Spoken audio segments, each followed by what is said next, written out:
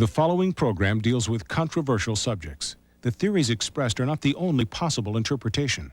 The viewer is invited to make a judgment based on all available information. Tonight on Sightings. As a group, we were abducted about 60 times. Frightening first-hand stories of mass abductions by extraterrestrials. What are their sinister motives? They do need our genes to propagate their own species. Then, dogs that possess amazing psychic abilities of predicting epileptic seizures. Their life-saving secrets tonight.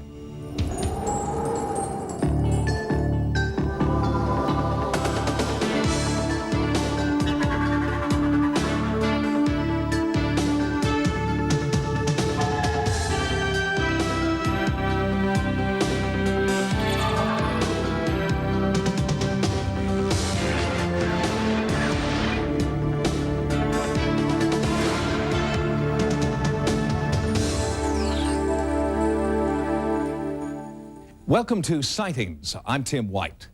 The number of people who report being abducted by aliens is growing at an alarming rate. According to a recent Roper poll, 1 in every 50 Americans claims a UFO abduction experience. Well, now those individuals are being joined by groups of people who claim they've been abducted together. These mass abductions are challenging skeptics who believe the abduction phenomenon is all a hoax. In the course of 4 years, as a group, we were abducted about 60 times or so. In my experience, I believe that mass abductions are occurring far more than people realize. A whole room full of people were simultaneously taken and simultaneously in the craft put together with one another.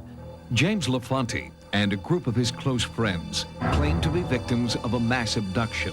Their abduction histories all began in childhood. Ever since I was a child, I used to wake up and I used to see white light and shadowy figures moving around my bed, and I would get scared. When I was younger, I remember like an alien looking through the windows, being watched, a feeling of being watched all the time.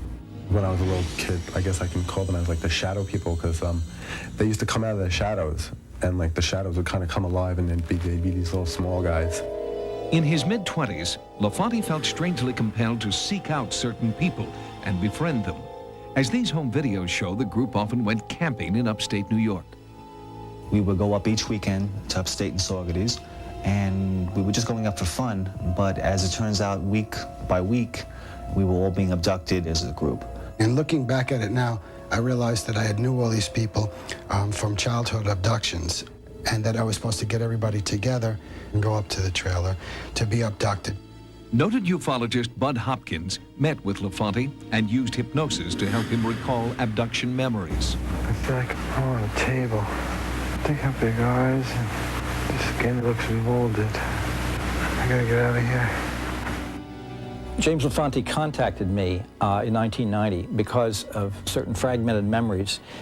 He'd been with a group of friends, and they knew something had happened. There was a time lapse. And subsequently, they began to have partial recollections of this experience.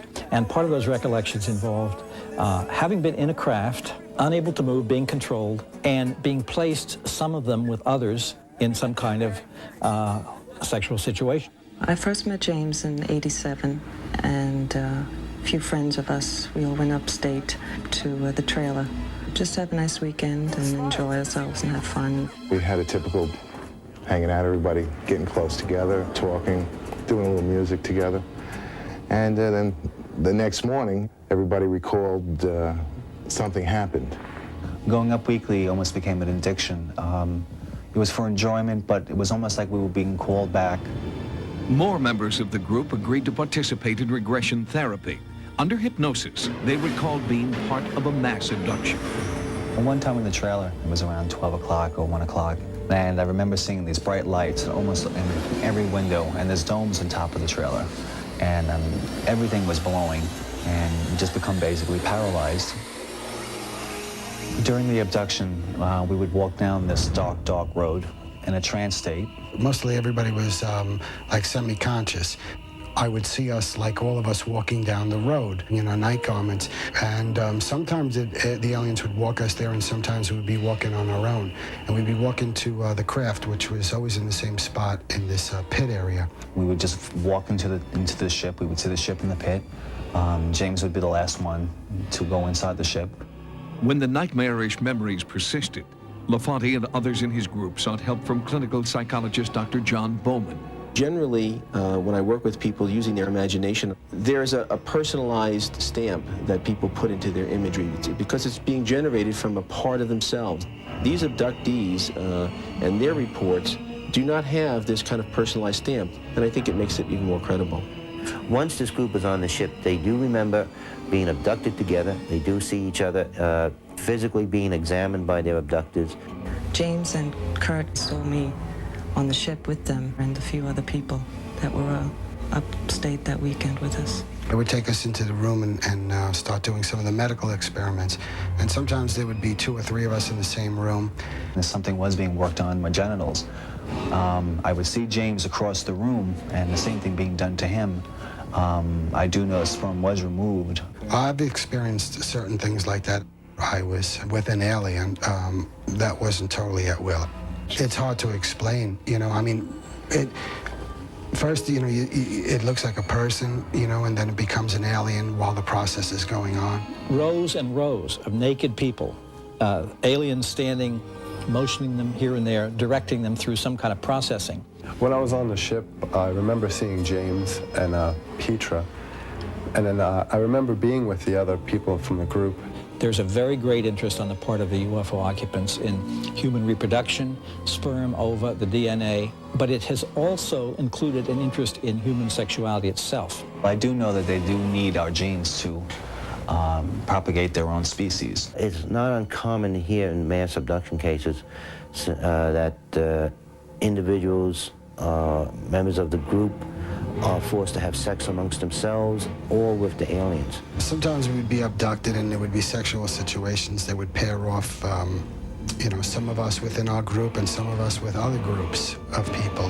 It was just like a random thing. Each week maybe it would be a different person. It could be other people's wives, other people's husbands, different friends that we were with, and just experiencing different sexual situations with them.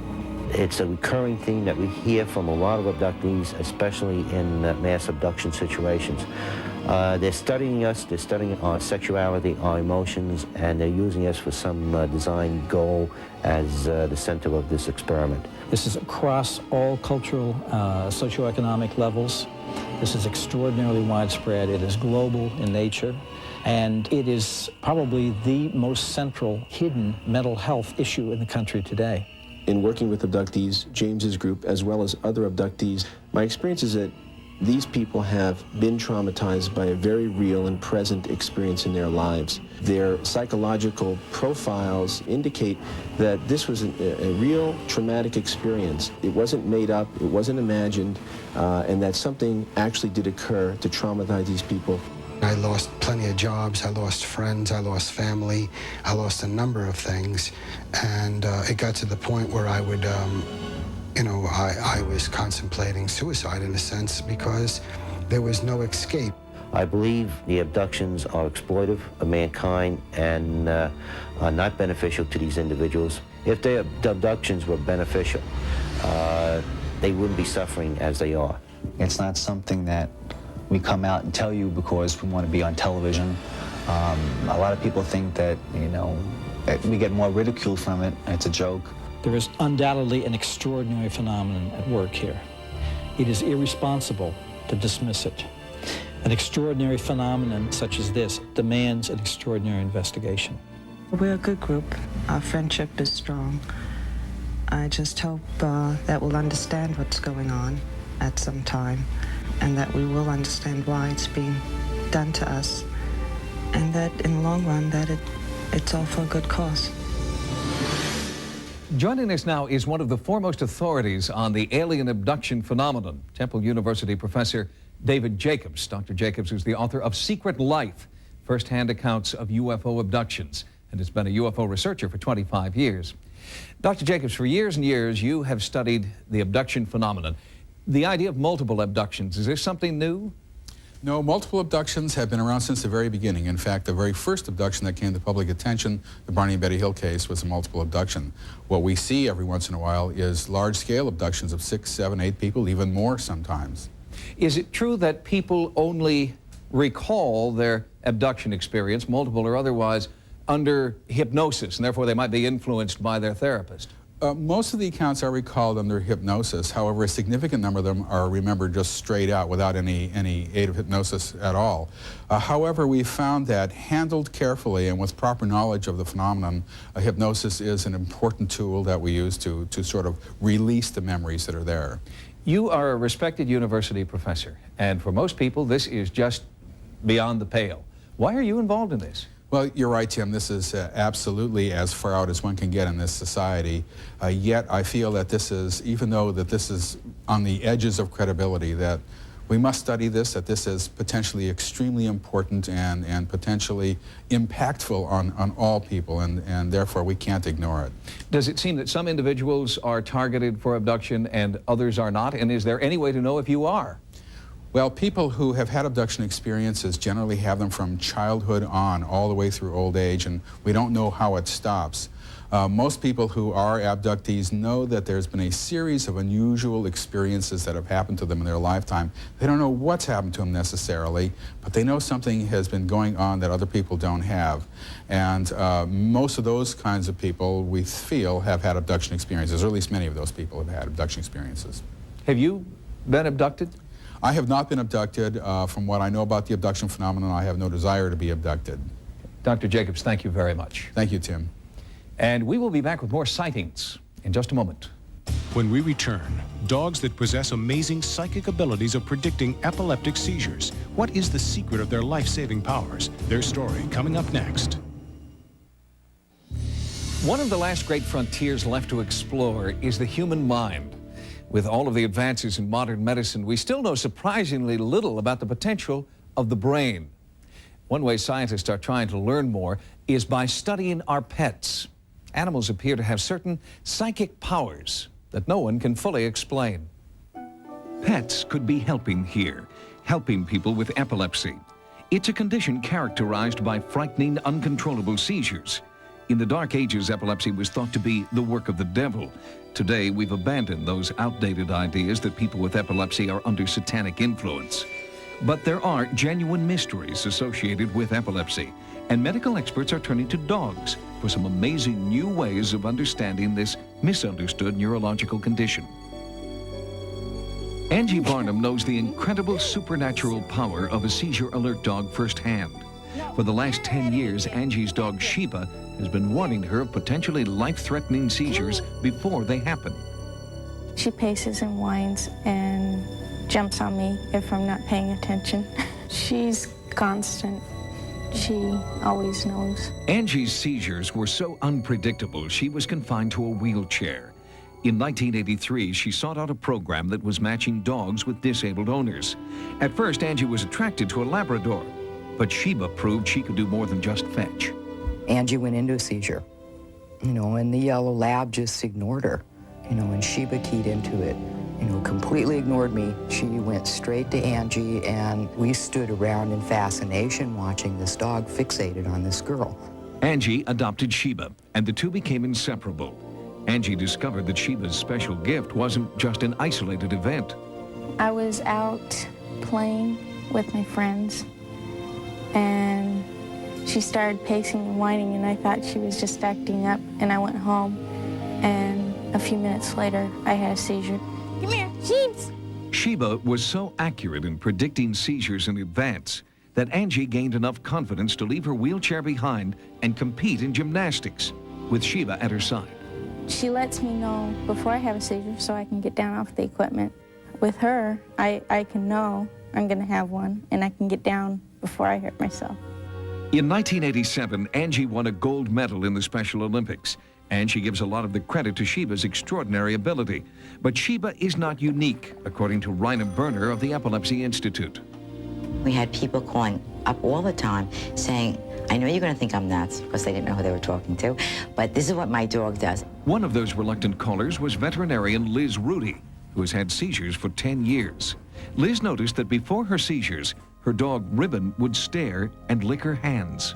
I didn't really tell anybody or talk about it because it seemed too strange to be believable. But Ribbon alerted consistently for 9 years.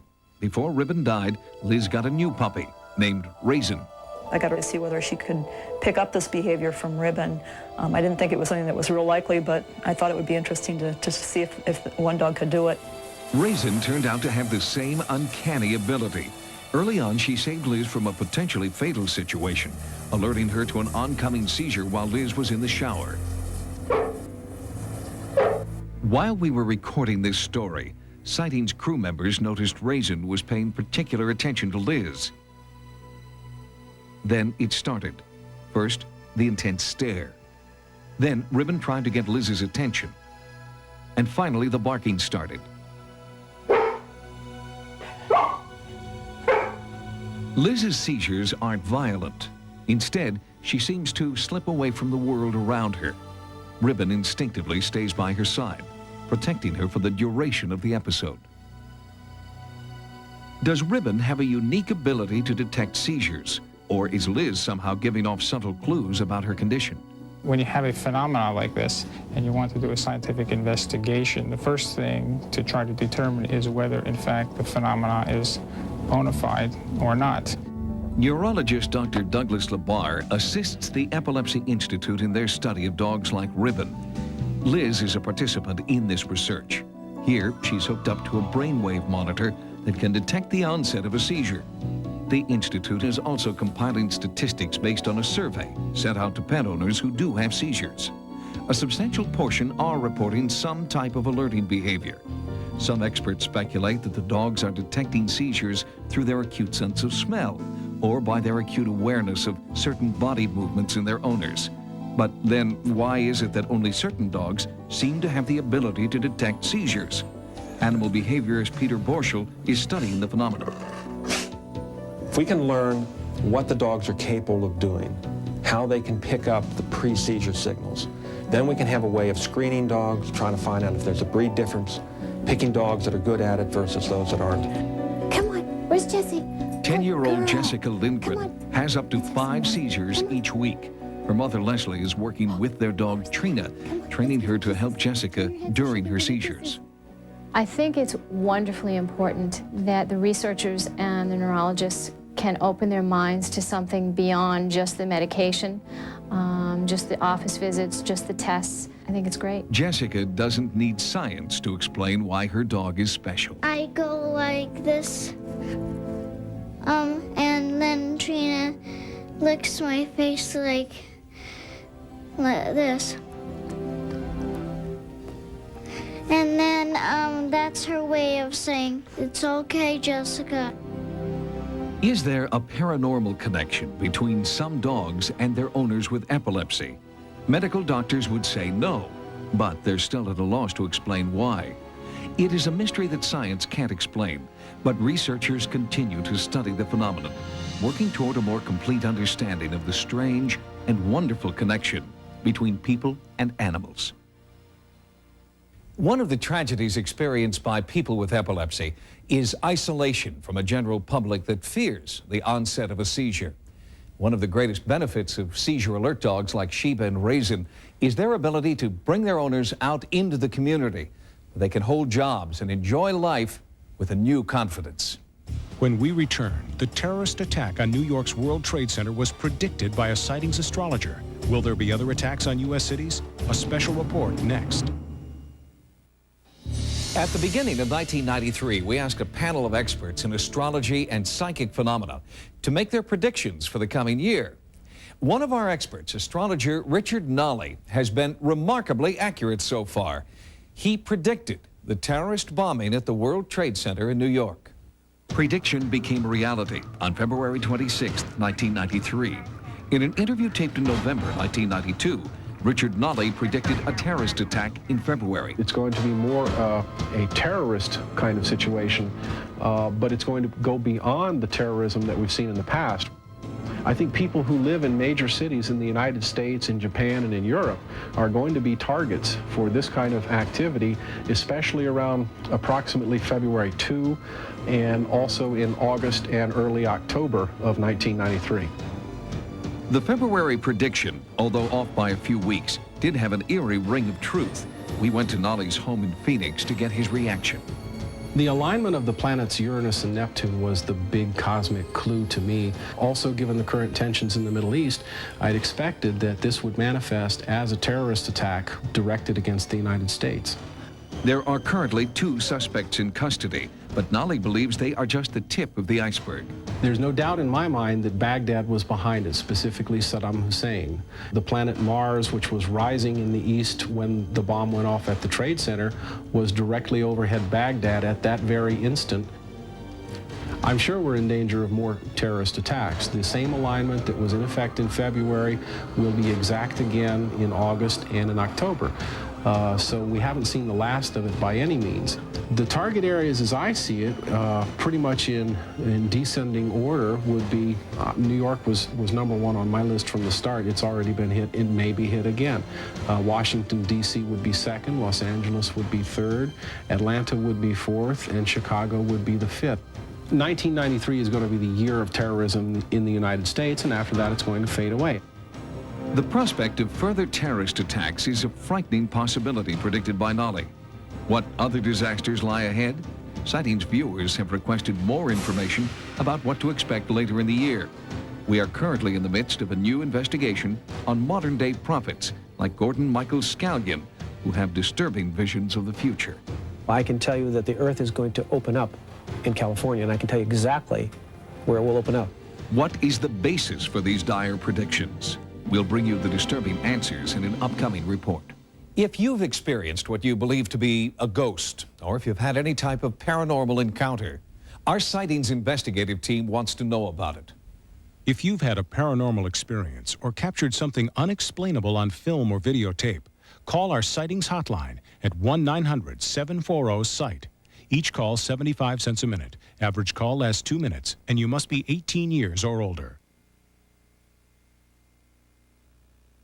Join us next time for new investigations into the unexplained. For Sightings, I'm Tim White. Stay tuned for another episode of Sightings. Tomorrow, an armed suspect leads cops into a darkened crack house. What they find there will shock you. Experience a full hour of Cops, followed by an all-new Code 3 tomorrow.